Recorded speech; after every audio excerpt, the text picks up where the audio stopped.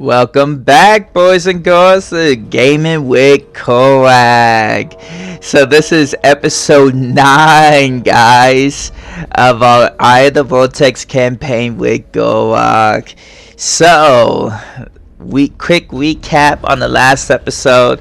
Of course, yet again, Clan Pestilence came in and they raised Kreitza.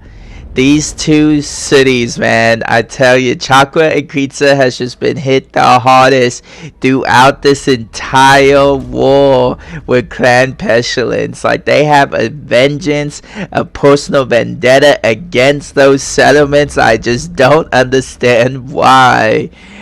We have Gor Rok up here taking out the remnants of the armies that were stationed up at Chakra at the beginning of the last episode. So he's going to be taking them out, then moving back over here. We'll probably move them into this next province here of Axolotl and Malta Corveza. In the last episode, we also took out the capital of Clan Pestilence in Oxor. Our Red Crescent Skink Army came down here a couple of episodes ago, and they helped recolonize and take back the second province that we had gotten and lost. Then they started moving down, and they took Subaton and then Oxor. So they're sitting right down here, going ahead and replenish it. We've unlocked a couple regiments of renown, so we go ahead and got the Umbral Tide in here. We have the Razordon Hunting Pack. We also have the Pahawk Sentinels, the Pterodon Riders. We went ahead for the Siege of Oxor, went ahead and recruited that Blessed Connoisseur, and I'm glad we did. I mean, that monster of a unit, dude, just busted down the gates, went straight into some Skavens, and went to town with them, man. It was very enjoyable to watch. I hope you guys enjoyed it, because I sure as heck did. If you guys are liking the content, man, definitely hit that like and subscribe button. Let me know in the comments below what you like, what you don't like. I want to know, guys. Let me hear back from you, and let's get this started.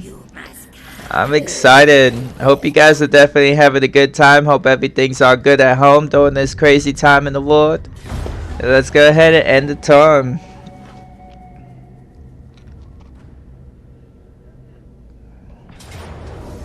Oh, we got underway interception with that army there. Go ahead and auto-resolve it. There's no point in fighting it. We literally lost 2 units. Like, yeah, literally. So, let's go ahead and get that. And then, like I said, we're going to start moving in. We're going to probably recolonize Kreitza. Let's see what these dingy beastmen want.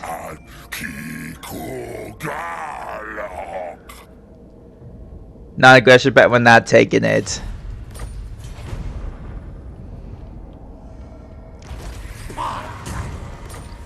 Alrighty then. So let's go ahead. Oh, good thing they actually settled the settlement. We're actually gonna force march it. I'm not really too concerned about them coming out and fighting us, and if they do, I mean, we'll smash them whether our units are tired or not. So let's go ahead and finish off training, and then let's do boost economy. Oh no, stimulate growth. So what this does, the boost economy and the stimulate growth, is that he provides an innate bonus whenever you're in friendly territory. When you're in one of your settlement provinces, just having low croak there, he's going to provide this bonus of, you know, plus 10 to your growth, plus 20, eventually plus 30. And what that is your growth factors into when you can upgrade a settlement to the next tier, for those of you who don't know. That's why it's important to up your growth in these provinces and stuff like that, just so that you could, you know, build them up sooner, which that's what's going to unlock these growth points that you're able to spend to unlock your settlements to the next tier. For those of you who don't know how that works, that's what that is. So let's go ahead. We got another point on our Solar Scar veteran. Dude, I gotta lie, it excites me every single time this guy levels up, because I just cannot wait to get him a level 18 and pop this bad boy on a connoisseur. It's so much fun just wreaking havoc with that thing, boy. So let's go ahead and get thick skin. We're gonna increase his armor, just to increase his survivability. So Let's go ahead. We're going to keep sitting our money. Like I said, we're not really making a whole lot. And we're going to need a whole bunch to increase this to rank 4. So we can unlock the Temple God Barracks. We still need to get this Weapon Crafters Commune, which is going to cost us 6,000.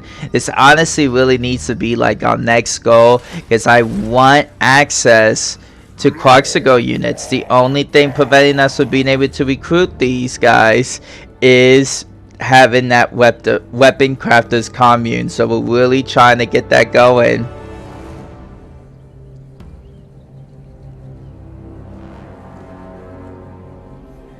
So let's go ahead and stop moving this army down here. We're not going to dump any money into Chakra just yet. I want to secure Kreitzer Force and then we'll probably go ahead. We're not at war with anybody up in the north, so maybe it would survive. We'll see what happens. It looks like our friends of Slanhopek is dealing with Vampire Rebellion right now. Hopefully they survive. They seem to be doing alright. Let's go ahead and check on the Kai. Just make sure he's doing okay. Oh! Join Confederation. Got it. That's what I was talking about, guys. You always want to keep checking out on that. So. Oh, it also gave us the Defenders of the Great Plan. Wow, so now we have all these settlements here that they owned. Oof. They actually hold our economy too. Him having that second army. So we're going to go ahead and take that out. We're going to spend just a little bit of money here.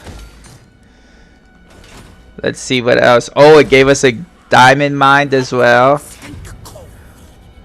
That was actually really good. Heck yeah. This army right here, we're going to go ahead and disband it. Well, we recruit them whenever we want a Slan Mage. So, in a couple of terms, he's actually going to be available for recruitment. But we're going to go ahead and drop him. We don't need that right now. Slayon Mage Priest. The favored servants of the Old Ones, the Slan, have considerable intellect and magical abilities, and rule the Lizardmen as venerated mage priests. Although not physically menacing, their bodies are toad-like with large heads and bulbous eyes. With a flick of their multi-jointed fingers, Slan can topple cities, engulf foes in flames, or open vast rents in the ground below. Enemy wizards find even the mightiest incantation they try to employ unraveling before them as the Slan contemptuously waves its hand. There were 5 spawnings of Slan created by the Old Ones, each with a particular role to play in their great plan. No new Slan have been spawned since the departure of their creators. All the Slan alive today are those self-same ones. Without any new mage priests, they are a dying race, faced with extinction.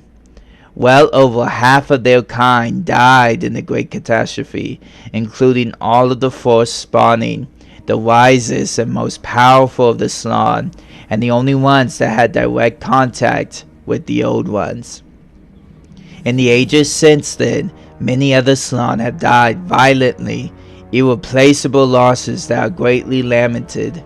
With each mage priest lost, the Source and Skinks further insulate those that remain, protecting them with their very lives. The Slan see the world differently from other beings. Their orderly minds are constantly at work, deciphering complex problems and wandering the cosmos. To the Slan, time passes more quickly than it does for short-lived creatures, and the Slan will regularly slip into extended periods of restful contemplation that might last decades or even centuries at a time. They sit unmoving on their stone palanquins or in their star chambers, and to an outsider, a Slan might appear asleep or even dead. So deeply do they meditate that signs of life are hard to detect. Their breaths are shallow and far apart, their eyes unblinking and vacant. Yet the Slan are attuned to more than mortals realize, for they can perceive the magic and raw disorder that has hung in the very air since the great influx of chaos. Privileged skinks attend to the salon, patiently waiting for the ancient beings to store and recording their every prophecy or proclamation. Most often, however, salon converse telepathically between themselves. They could also see through the eyes of some skinks, such as the priests and oracles, and enact their will through them. Although they have lost much of their former power since the incursion of the dark gods into the world, the Slann are still the undisputed masters of the magical arts. So cool. So great, dude. It's so neat, like, just knowing how great. Like, the Slann, one cool thing about the lore is, like, it was actually the Slann who originally taught the elves how to channel the winds of magic, how to tap into the source of magic itself in the world. Like, that's such, like, a neat thing, you know what I mean? Like, the elves weren't the first ones, you know what I mean? The lizardmen, they were the ones who did it. So that was awesome. We're gonna go ahead and get the skink chief, go get jungle toxins, give him poison attacks with his melee weapons. Start moving in. Get slippery, bottomless quiver. So just making him that much of a fighter.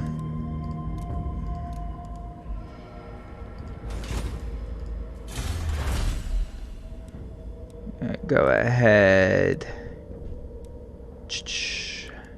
Go ahead and finish off this one. -5% construction for our buildings, as well as construction time -1 for province and capital buildings. We'll go ahead and do that just because we've lost so much of these settlements back and forth, back and forth. So we're gonna try and mitigate the losses of, you know, just keep spending that money, you know, to having to rebuild something just for it to get torn down a couple turns later. Let's see where these guys are. We're gonna let them sit just one more turn, get these red crested skinks fully replenished. And let's end, and we're gonna send them up north to attack the marks of the old ones.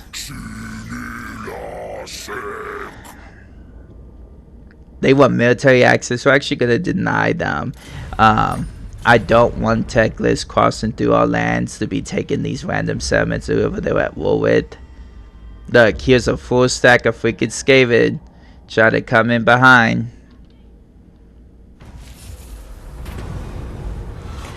Undeadly price.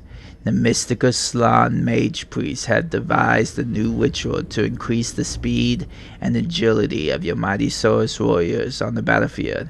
However, such advances always come at a price. Some of those who fall may rise corrupted, and the unliving are an abomination in the eyes of the old ones.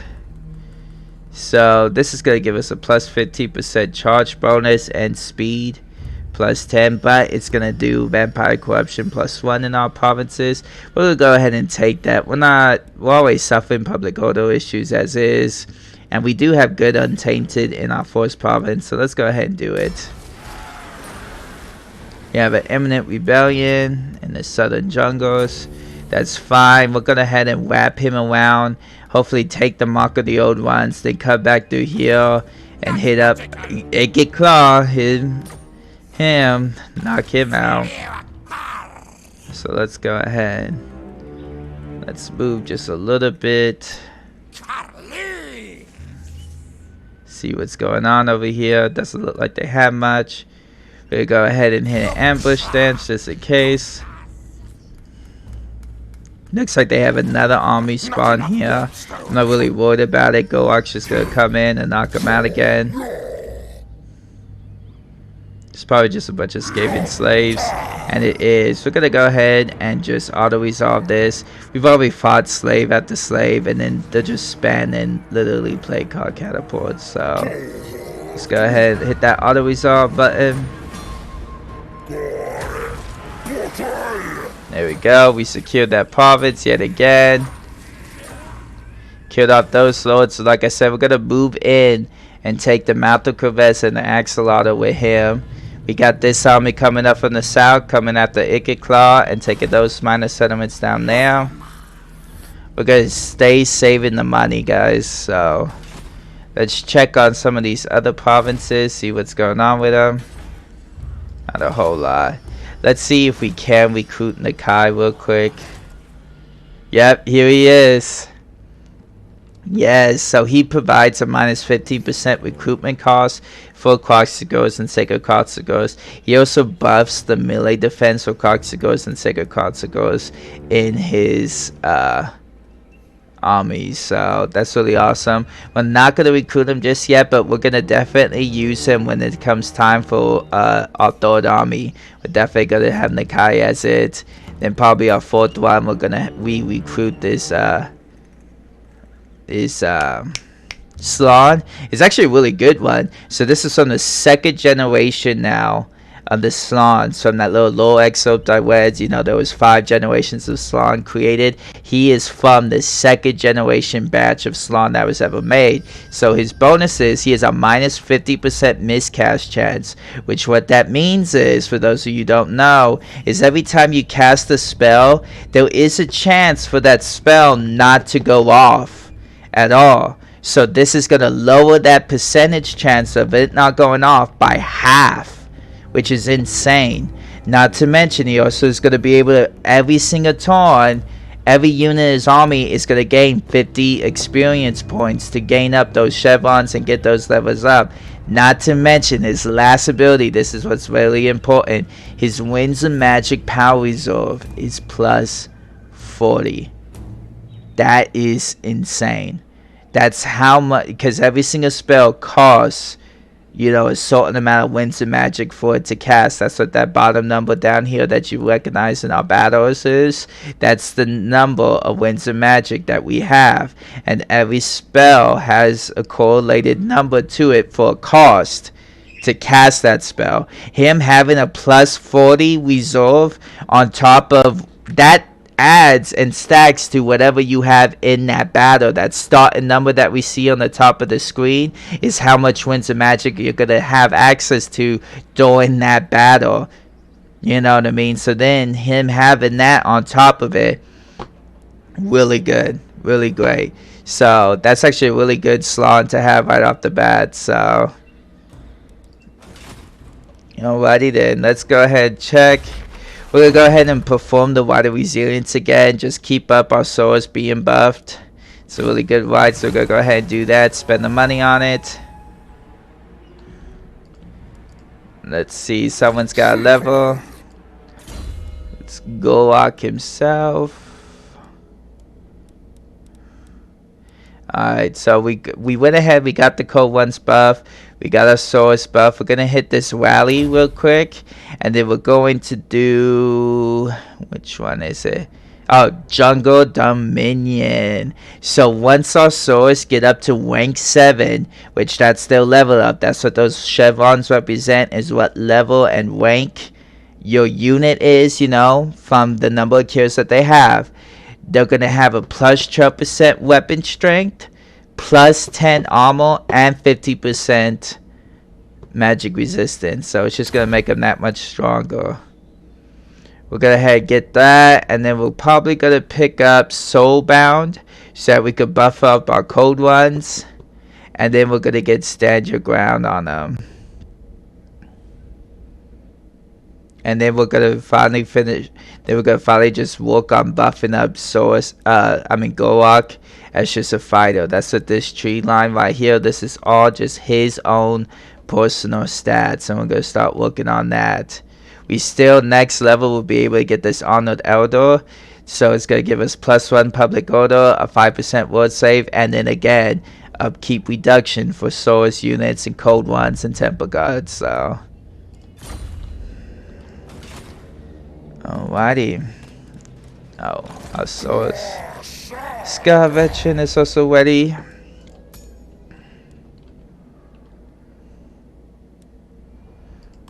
There we go.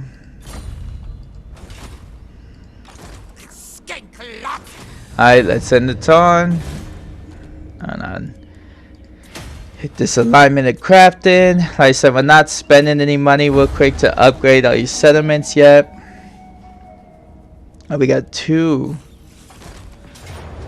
Alright, we knew this was gonna happen. We're gonna go ahead and always off. There is no saving that. See, look, play card catapults. He's got warp-lock Jazeers, rattling guns.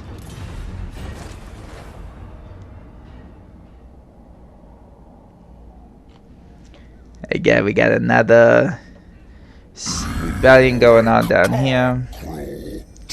Let's see what these dwarves got to say. They want military access, we're gonna deny them as well.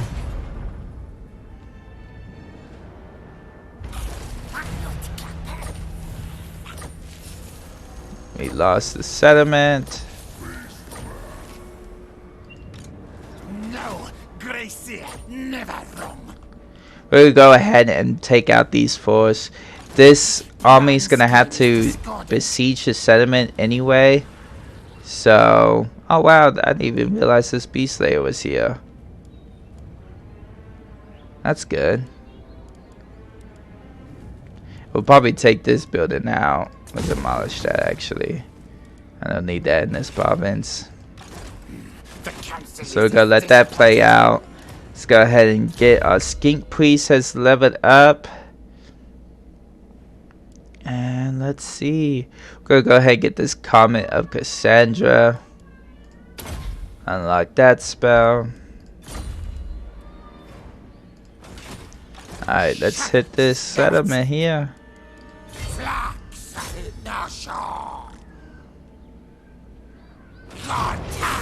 Oh yeah, we're just gonna auto resolve. There's nothing there to really fight. We're gonna occupy it. Another fan wave. Oh, I did not expect to see this. So this settlement right here, this little symbol right here means that this has the ritual resource that we're gonna need to get so that we could start performing these rituals and progressing, you know, the Eye of the Vortex narrative, to unlock each of the rituals to eventually, you know, complete the campaign. So them having this actually means we are gonna end up having to go to war with Loki or Felhart in order to take these ritual sites so we can start producing this ritual currency so that we can start doing these rituals and progressing the story. So it looks like that end up. Let me know in the comments below what you guys want to see once I finish up the Skaven.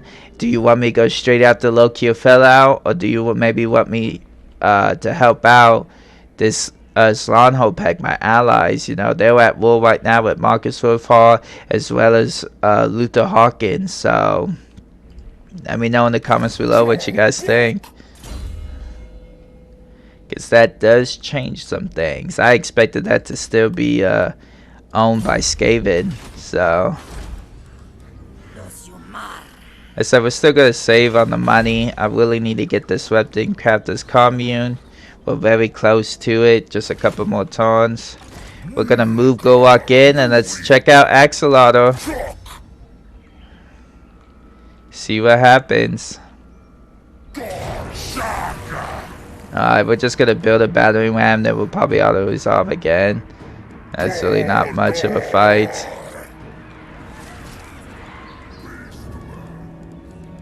Alrighty.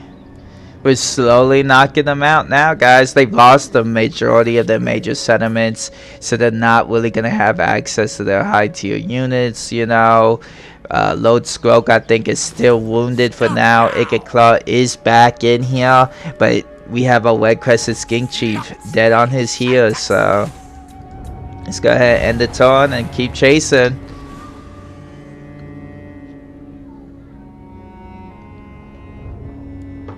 Hey, those are the Dark Elves, man.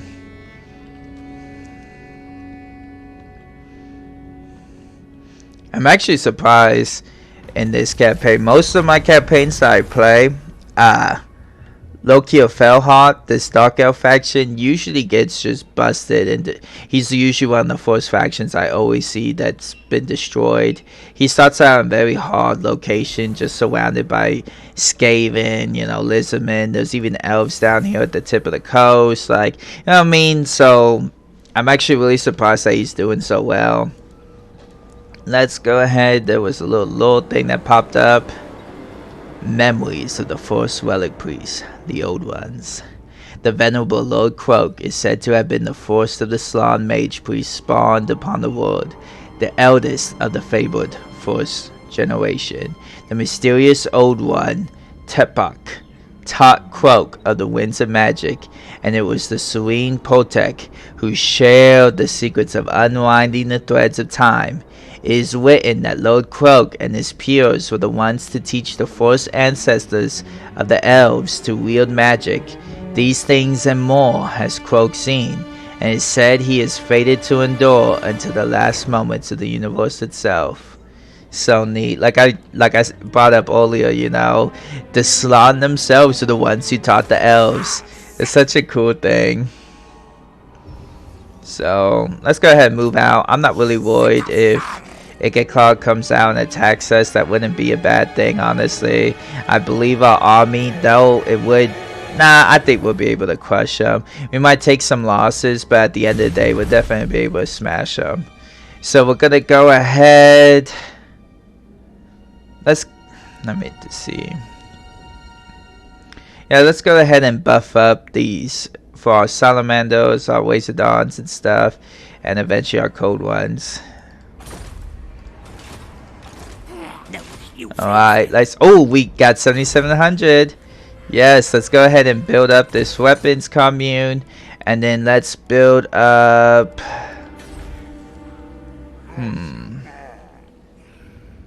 See, I don't know what I want to do with these settlements here. I honestly didn't expect to get them. Let's actually build the diamond mine though here, so we could get some increase to our economy. Gor Rok could go ahead and auto resolve this.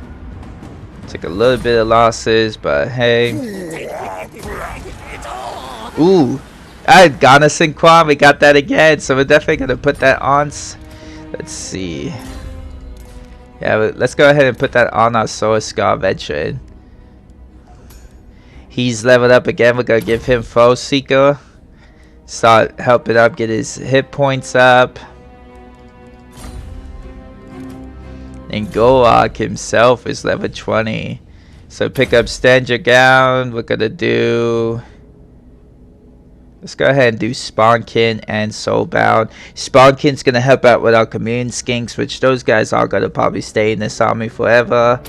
And then Soulbound is what's gonna help out our cold one, our little Raptor Riders.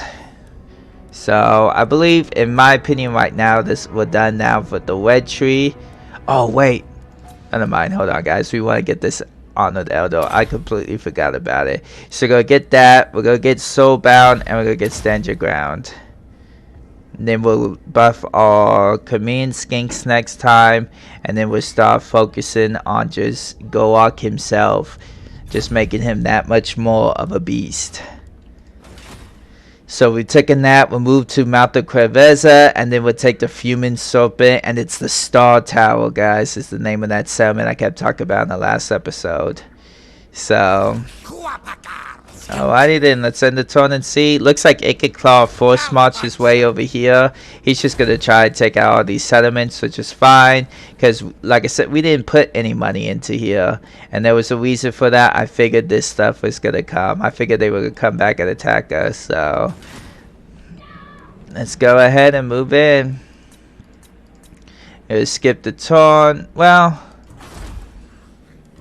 let's go ahead and buff up Creed's. Well, no, Chakra. Let's see. We might learn to regret it, but hey, whatever. We're starting to get some good money in now.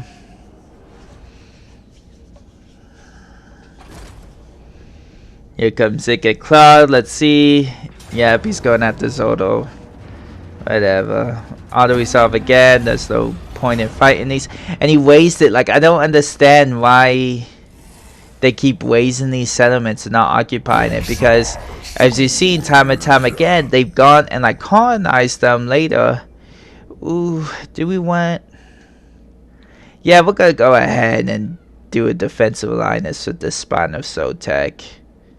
They're not at war with any other Lizardman faction, and they seem to be alright.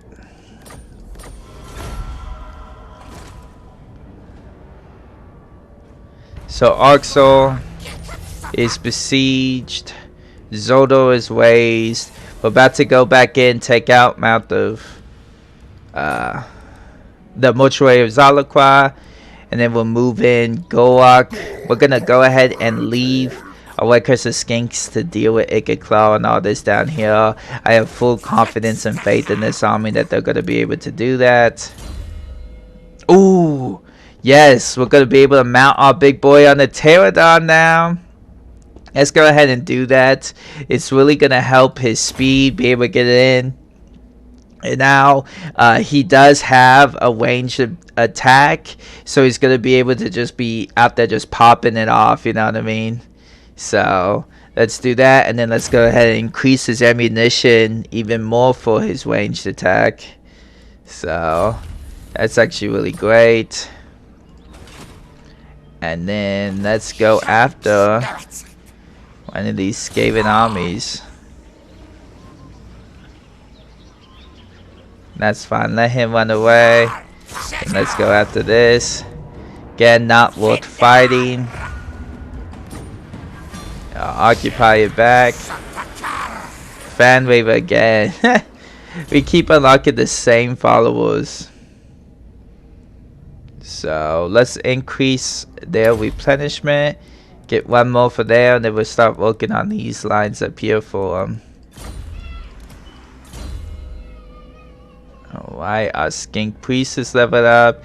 We're going to do Magical Resolves to increase that plus 15. And then Orthin. So this is going to decrease his miscast chance, which I broke that down earlier.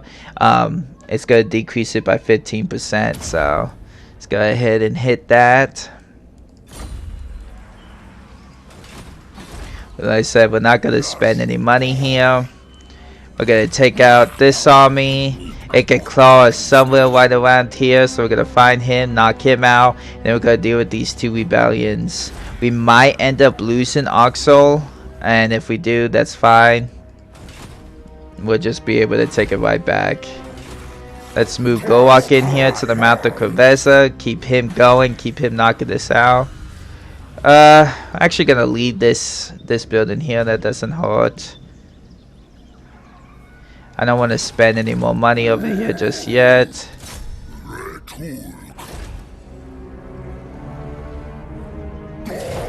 Ooh, there we go. We found Lord Scroak. Hey. Again, he's just spamming these things too. Let's go ahead and fight this battle just so that we actually have a battle. We've been auto-resolving everything this episode, so let's go ahead and fight this one off. It might be one of the last times you actually see Lord Scroak. So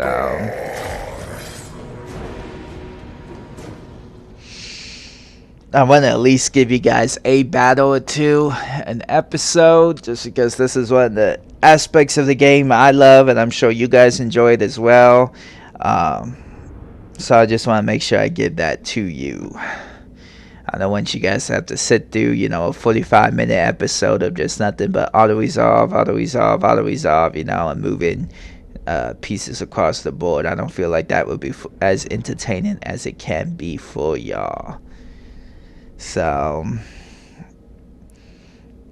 I'm really enjoying this campaign. Hope you guys are too. Shoot, man, I really feel like we're on the last days of Clan Pestilence, honestly. So I'm excited to finish them off and get on to our next war, our next endeavors.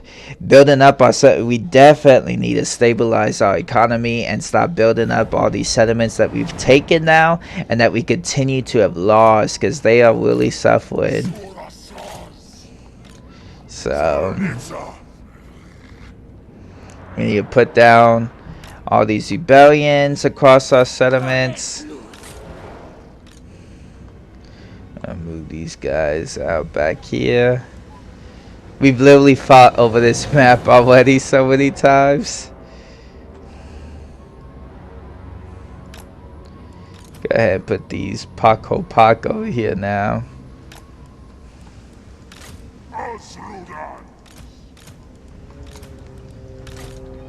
Put Gor Rok and our Scar Veteran together. cloak. And then these skink cohorts, they still in the army from day one. You know? These guys honestly would probably be, once you figure something else out to put in this army, we're definitely gonna drop one of them and get another cavalry unit in there. Into the army, and then I gotta think of what else you guys want to see. Do you want Dreadsorians in this army? I mean, let me hear some feedback from you guys on what you think. Should we put a couple connoisseurs in here, you know? Let me know what y'all think. Pull these guys back here. Get our cavalry back here.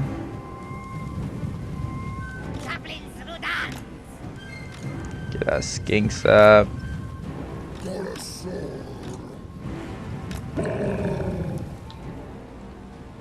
They do, of course, have a roadblock engineer. So he's gonna be able to do this lightning. Look at Lord Scroll, dude. I swear his pustules keep getting bigger and bigger each time we fight him. You see his big old book of freaking pestilence back there on his back. So funny. Looks like they spawned some Skaven rats. Let's go ahead and send this guy in there.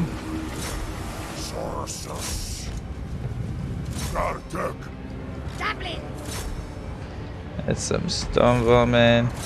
Let's give everybody attack orders.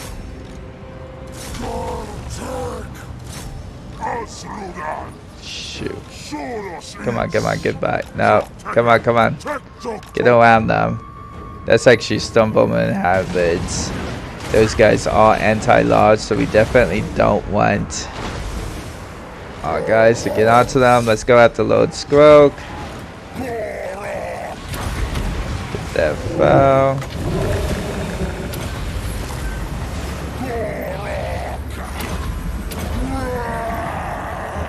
Increase that. Let's go ahead and look at some nice blobs. Let's go ahead and hit right here. See if we can knock out this play card catapults. Looks like there's... Oh no, that was Rattling guns. Yeah, let's see if we can knock out that Rattling gun and that play card. Boom! Shut it down. Actually, let's go after those rope fire throwers. Praho Park. Let's send them over here to finish off this catapult. We already knocked out these two here. I'm actually surprised these Skavens these skinks are actually standing their ground against some storm vermin with sword and shield. I'm proud of them. We got another really nice blob right here, a storm vermin. Let's go ahead and pop those guys off. We got another unit of clan rats over here with those. Let's see, boom.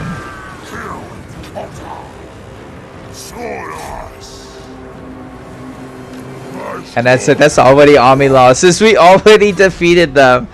Oh, that's so quick. I did not expect that. Wow. See, that's what I'm saying, dude. We are on the last.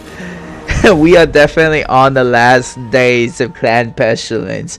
I mean, that was fast. That's probably like the fastest battle we've had on the channel so far since the beginning. The only other one that might have been a little faster might have been that very first battle that we ever fought on that campaign.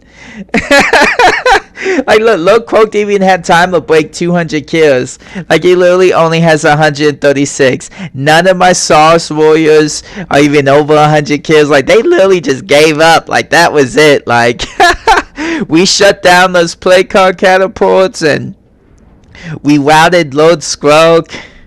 I didn't even see any Warp Lightning. Did y'all? Y'all have to let me know in the comments below. Did even Warp Lightning make a appearance in that battle? It's so funny, guys. I did not expect it to end so quick. You know what I mean? Like,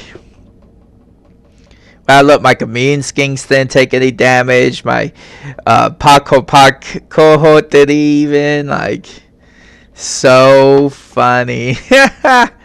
Wow. Wow. I did not. Look, our Source Scar Veteran only has 2 kills. Like, this unit of Source Warriors doesn't even have any. Like, they have 0.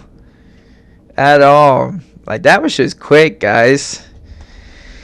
Like I said, I didn't expect it. Like, I knew we were gonna win. I knew we were gonna smash them. There's like no doubt about it. But like, I didn't expect them to break so soon. We only did 2, popped off, delivered Zavitsa twice, and that was it. Like, I feel like the battle was just getting started, and next you know, everyone's just broke and rounded and gone. Like, that's insane. It's so funny. How that might very well be, guys. Like I said earlier, that might be the last time we see Lord Skrok. Honestly, I really would be surprised if we catch him again, because we're just literally pushing through. Our Red Crested Skink Chief, he's about to catch up with Claw. He's taking back those 2 settlements that we just lost. He's about to smack around some rebellions, you know, so once our economy is good, we're going to focus on building back up our infrastructure, getting defenses back in our minor settlements that we need to, and just slowly like building back up the empire, you know. We claiming these ancient temple cities and restoring them to their former glory for the old ones. So I'm excited for whenever we're ready to finally recruit Nakai. I'm really thankful that we were able to confederate him. He's such an awesome lord, you know what I mean? And it's really just, it's fun, honestly, building a full like Quaxical army with just him. You know, like it is a lot of fun. Just having these big old crocodiles coming through, rolling around. So we're gonna occupy it. And I'm pretty sure that is going to finish off another province. Yep, province secured. Let's go ahead and set up our commandment. We're going to do alignment crafting as always. We don't, well, yeah, let's leave those just because they are providing money. Right now, we'll get growth from these port cities as well as money. So let's leave those be for now. Let's go ahead and spend these skill points we got on our lords over here. It's, like I said last time, we're gonna get spawn. We don't need this. We'll probably get this eventually, because we might end up just putting the Dreadsaurian just because into his army. And let's finally start just working on getting Gor Rok himself being that much better of a fighter. So let's go ahead and just increase his weapon strength. That's just how hard he's going to be hitting, how much damage he's going to be doing. So low cloak. It said all his magic is done. Let's start boosting the economy of our areas. And then our Scar Veteran, we're going to increase his health overall for now. He has access to a code one now. I'm going to go ahead and do that actually. Well, yeah, let's do it, dude. Let's give him a code one. Let's put him on a mount. Get him more mobile. That way he's able to catch up to these lords and chase them down. So we're not going to spend any money real quick at these settlements. That one's done. Chakra is building up. I think Kritza might be safe right now, so we might go ahead and do that one. These ones over here are definitely, yeah, they're going to rebel before we even get to them. So I'm not going to add any more money into them. Same with this one. This one's about to rebel as well. So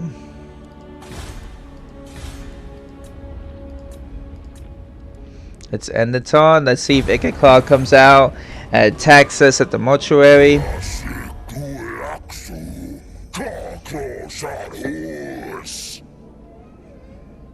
They want a non-aggression pack. We're gonna go ahead and take that right now, because I don't. We'll probably eventually end up fighting Techless, but right now, we don't really need to.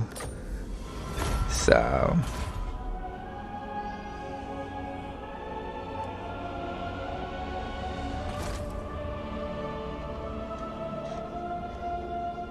Oh no.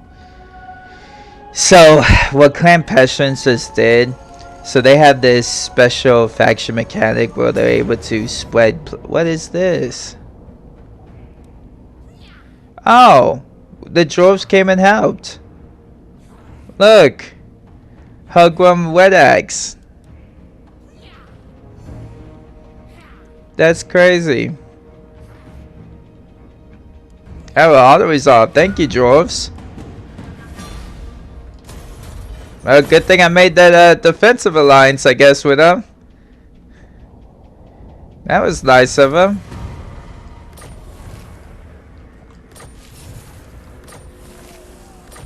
He's ready for duty. Where's this? Yeah, marks of the old ones.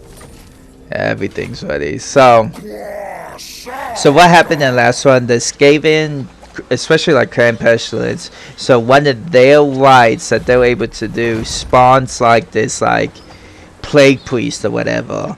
That what they do is that they go to a settlement and they infect it with a massive plague that causes severe attrition to your units, because your units are infected by this plague. So it decreases the leadership of units by 9, and now we're going to be suffering attrition because pretty much our people are dying from this plague. You know what I mean? And it's going to affect our settlement negatively. Like, it's going to have minus 30 growth, minus 50% income because everyone's dying from this plague. You know, COVID-19 is hitting the city, you know? So that's what that is. What's awful too is, like, say we take Gor Rok out of here and we go to a different settlement. There's actually a chance that because he's infected by the plague, that thus we would then infect this settlement also with the plague. Like, it's a mess. So I keep moving him. We're not gonna let this plague slow us down.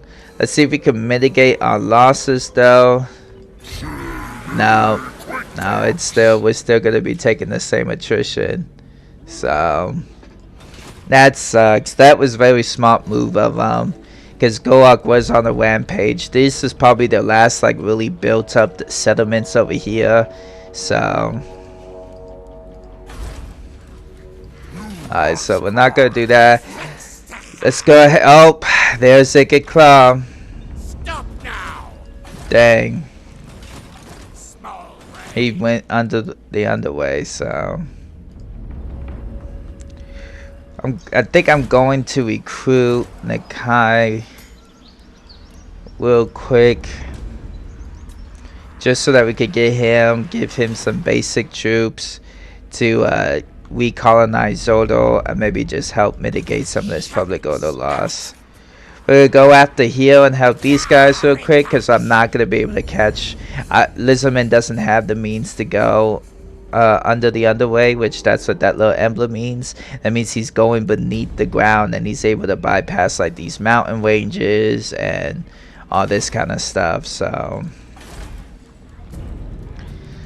let's go ahead. I think we are gonna buff up Chakra one more time.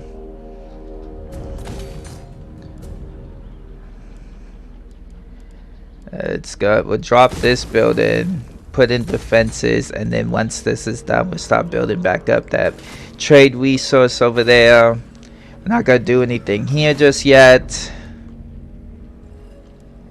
And then let's go ahead and do recruit Nakai. Use them to help out with this public order. I don't think we can. Yeah, we can't do his whole thing.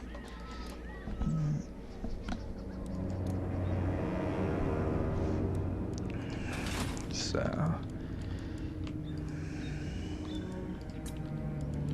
Oh wait, do we have... No, 3 more turns. Alrighty. All these rebellions we got going on. Let's end the turn.